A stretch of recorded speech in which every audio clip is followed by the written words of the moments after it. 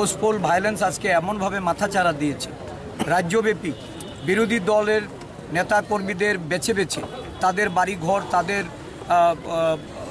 দোকানপাট, তাদের উপর ব্যক্তিগতভাবে পরিবারের উপর আক্রমণ, সারা রাজ্য জুড়ে একটা সন্ত্রাসের বাতাবরণ। এর থেকে যেমন মানুষ আজকে গণতান্ত্রিক অধিকার হারিয়ে দিশেহারা, ঠিক তেমনিভাবে সারা দেশব্যাপী এই ভারতীয় জনতা পার্টির যে তাদের যে আনরুলি যে সরকারের কার্যকলাপ, এটা দেশব্যাপী চলছে। রাহুল গান্ধী, জাতীয় কংগ্রেস নেতা, রাহুল গান্ধীর বিরুদ্ধেও একটা নিম্ন আদালতের রায়কে কেন্দ্র করে যে ধরনের রাজনৈতিক জিজ্ঞাসা আজকে নেমেছে শাসক দল, তার মেম্বারশিপ খারিজ করেছে, তাকে বাড়ি থেকে, সরকারি বাংলো থেকে অতি শীঘ্রই, অতি সত্বর তড়িঘড়ি করে তাকে সেখান থেকে উচ্ছেদ করা হচ্ছে। দেখা যাচ্ছে এটা যদিও এই সম্পর্কে রাহুল গান্ধী মতামত দিয়েছেন যে উনি নিজেই বাড়ি ছেড়ে বেরিয়ে যাবেন, কিন্তু আমরা দেখেছি সারা দেশের বিভিন্ন অঞ্চলে নেতারা যারা সদস্যও নন, তারা সেখানে বহাল তবিয়তে সরকারি বাংলোতে আছেন। তা সত্ত্বেও রাহুল গান্ধীর প্রতি জিজ্ঞাসামূলক এই আচরণ। আমরা সারা ভারতের জাতীয় কংগ্রেস দলের নেতা কর্মীরা রাহুল গান্ধীর পাশে দাঁড়িয়েছে। রাহুল গান্ধীর এই প্রতি যে অন্যায়, যে অসাংবিধানিক, অগণতান্ত্রিক যে মনোভাব নিয়ে সরকার রাহুল গান্ধীকে দাবিয়ে রাখার চেষ্টা হচ্ছে। মূলত রাহুল গান্ধী কি বলেছেন? নরেন্দ্র মোদীর উদ্দেশ্যে উনি বলেছেন, উনি জানতে চাইছেন যে আদানি এই প্রতিরক্ষা খাতে যে 20,000 কোটি টাকার একটা ঠিকাদারি কাজে নিযুক্ত হয়েছেন, এই টাকার উৎস কি, কোথা থেকে পেলেন, কার টাকা এখানে ইনভেস্ট হয়েছে, এই প্রশ্ন এড়ানোর জন্য, যাতে রাহুল গান্ধী এই সত্য উদ্ঘাটন করে দেশের প্রধানমন্ত্রী সহ শাসক দলের তাদের যে সত্যিকারের দুর্নীতির যে ছবি, এটা যেন দেশবাসীর কাছে তুলে ধরতে না পারেন, এটা যেন আজকে খুলে দিতে না পারেন, এই লক্ষ্যেই রাহুল গান্ধীকে দাবিয়ে রাখার চেষ্টা হচ্ছে। জাতীয় কংগ্রেস মনে করে যে এটা ন্যায্য দাবি, এটা জনগণের জন্য। দেশের অর্থনীতি আজকে পঙ্গু করে দেওয়া হচ্ছে, দেশের সম্পদ বিক্রি হয়ে যাচ্ছে।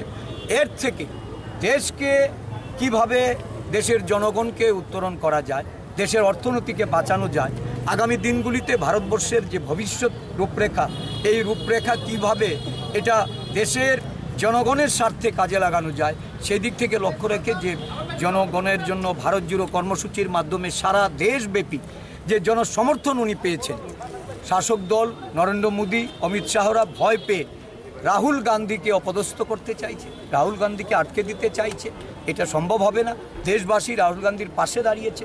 ত্রিপুরা প্রদেশ কংগ্রেস কর্মসূচি নিয়ে এখন জেলায় জেলায় আমরা যাব এবং ত্রিপুরা রাজ্যের পরিস্থিতিকে আমরা কিভাবে গণতান্ত্রিক উপায়ে লড়াইয়ের মাধ্যমে এটাকে জনগণের সমর্থন আদায় করা যায়, সেই লক্ষ্যে আমরা কথা। ধন্যবাদ। রাজ্যে যে চর্চা, সংসদে রাহুল গান্ধীকে বলতে দেওয়া হচ্ছে না। কেন বলতে দেওয়া হচ্ছে না? আজকে গণতন্ত্র, সংবিধান এই দেশে অচল করে রেখেছে ভারতীয় জনতা পার্টি, নরেন্দ্র মোদীর সরকার, নরেন্দ্র মোদীর দল। এর থেকে রাহুল গান্ধী লড়াই অবতীর্ণ হয়েছেন। রাহুল গান্ধী জানতে চাইছেন যে 20,000 কোটি টাকা প্রতিরক্ষার যে ঠিকাদারি, এই ঠিকাদারিতে আদানি যেটা আজকে উত্তর দিতে পারছেন না যে তার উৎস কি, 20,000 কোটি টাকা তার যে কোম্পানি, এজেন্সি যেটা আজকে ইনভেস্ট করেছে, তার উত্তর চাইছেন দেশবাসীর পক্ষে রাহুল গান্ধী। কিন্তু রাহুল গান্ধীর এই প্রশ্নের উত্তর দিতে না পেরে, উত্তর না দেওয়ার জন্য রাহুল গান্ধীর সদস্যপদ খারিজ করা হয়েছে। একটা গুজরাটের একটা নিম্ন আদালত থেকে এই রায় বেরিয়েছে। এই রায়ের বিরুদ্ধে আজকে সারা দেশ গর্জে উঠেছে। ত্রিপুরা রাজ্যে প্রদেশ কংগ্রেস ত্রিপুরা রাজ্যের এই ভয়াবহ পরিস্থিতিতে, যেখানে আজকে নির্বাচনী উত্তর যে পরিবেশ, এই পরিবেশ আজকে এখানে গণতন্ত্রের পক্ষে নয়। মানুষের উপর নির্যাতন চলছে, মানুষের উপর নির্মমভাবে অর্থনৈতিক অবরোধ চলছে। এই অবরোধ থেকে মানুষকে মুক্ত করতে, গণতান্ত্রিক বাতাবরণ তৈরি করতে সারা দেশব্যাপী যে গণ আন্দোলন, এই গণ আন্দোলনে আজকে ত্রিপুরা প্রদেশ কংগ্রেস বিরজিৎ বাবুর নেতৃত্বে আমরা সামিল হয়েছি। আমরা আইন অমান্য, আন্দোলন করার জন্য। রাহুল গান্ধীর উপরে রাষ্ট্রপতি ষড়যন্ত্র করে রাহুল গান্ধীর মেম্বারশিপ বর্জন করেছে, তারই প্রতিবাদে সারা দেশের প্রত্যেকটা রাজ্যের রাজধানীতে সত্যাগ্রহ করা হচ্ছে। এবং আজকে আমরা সত্যাগ্রহ করছি, আমরা গান্ধী মূর্তির পদ্ধতিতে যাওয়ার কথা পুলিশ অবরোধ করে আমাদেরকে অ্যারেস্ট করেছে, আমরাও মেনে নিলাম। আপনাদের ডিমান্ড কি? আমাদের ডিমান্ড হচ্ছে না, রাহুল গান্ধীর উপরে যে রাষ্ট্রপতির ষড়যন্ত্র তার প্রতিবাদে। রাজ্যের কোনো ইস্যু নেই সঙ্গে।